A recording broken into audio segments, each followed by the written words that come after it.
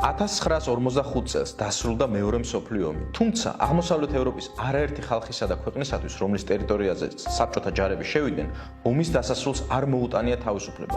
მათთვის ერთი ტოტალიტარული ნაცისტური სისტემა შეცვალა მეორემ, კომუნისტურმა.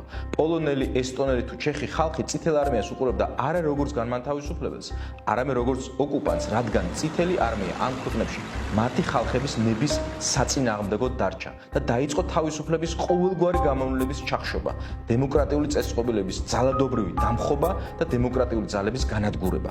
უკვე 1946 წელს ცნობილი გამოსვლისას ვინსტონ ჩერჩილი ევროპის შუაგულში რკინის ფარდის დაშვებაზე საუბრობდა.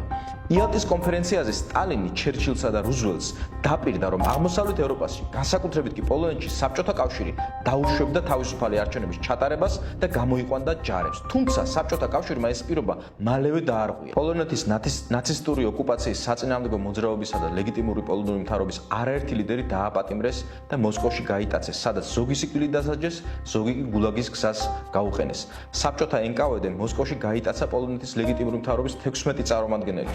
წამებისა და გამოგონილი ბრალდებებით მათ წინააღმდეგ მოსკოვში საჩვენებელი სასამართლო ჩატარდა. მათი დიდი ნაწილი, მათ შორის გენერალი ლეოპოლდ ოკურიცკი, არმია კრაიოვოს უკანასკნელი ლიდერი და იან სტანისლავ იანკოვსკი, პრემიერ-მინისტრის მოადგილე, გულაგში მოკლეს. საბჭოთა რეჟიმის მიერ სიკვდილით დასჯილთა შორის იყო გამორჩეული ფიგურა ვიტოლდ პილეცკი, რომელიც დღეს პოლონეთის ეროვნული გმირია. ვიტოლდ პილეცკი იყო პოლონელი ოფიცერი, რომელიც საკუთარი ნებით შევიდა აუშვიცის საკონცენტრაციო ბანაკში და ჰოლოკოსტის შესახებ მსოფლიოს ფასდაუდებელი ცნობები მიაწოდა. 1947 წელს საბჭოთა საოკუპაციო რეჟიმმა გააყალბა პოლონეთში ჩატარებული არჩევნები და დემოკრატიული წესწყობილება საბოლოოდ დაასამარა. ფიზიკურად გაანადგურეს მრავალი პოლიტიკოსი, ინტელექტუალი თუ უბრალოდ პატრიოტი, ვისაც პოლონეთის დამოუკიდებლობა და დემოკრატიული განვითარება სურდა. დაახლოებით იგივე მოხდა რუმინეთში, ბულგარეთსა და უნგრეთში, სადაც ოპოზიციური პარტიები ძალდატანებით დაშალეს, დისიდენტები დააპატიმრეს, არჩევნები კი გააყალბეს. ჩეხოსლოვაკიაში საბჭოთა კავშირის ორგანიზებით 1958 წელს გადატრიალება მოხდა. დემოკრატიული ძალების ლიდერი და საგარეო საქმეთა მინისტრი, ჩეხოსლოვაკიის დამფუძნებელი მამის, ტომას მასარიკის შვილი იან მასარიკი მკვდარი იპოვეს. იგი დიდი ალბათობით საბჭოთა უშიშროებამ მოკლა.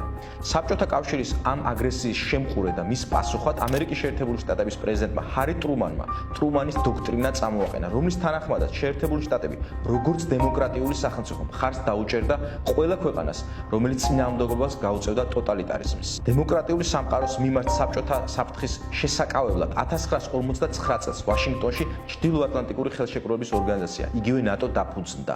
მას საფუძვლად მარტივი პრინციპი დაიდო, რომელიც ახლაც ალიანსის ქვაკუთხედია. ნატოს ერთ წევრზე თავდასხმა ყველაზე თავდასხმის ტოლფასია. სწორედ ნატოს დამსახურებად მიიჩნევა ის, რომ აგრესიულმა საბჭოთა იმპერიამ ვერ შეძლო საკუთარი გავლენის მთელს ევროპაზე გავრცელება. ნატო შეიქმნა საბჭოთა იმპერიისგან მომდინარე საფრთხის შესაკავებლად, თუმცა ისტორიაში ყველაზე მტკიცე სამხედრო ალიანსად იქცა. ცივ ომში საბჭოთა კავშირის დამარცხების შემდეგ საბჭოთა იმპერიის მიერ დაპყრობილმა და დამონებულმა მრავალმა ქვეყანამ, როგორც კი მიეცათ საკუთარი არჩევანის შესაძლებლობა, მალევე მოისურვა ალიანსის წევრობა და სწორედ ამ გზით მიაღწია მშვიდობასა და კეთილდღეობას.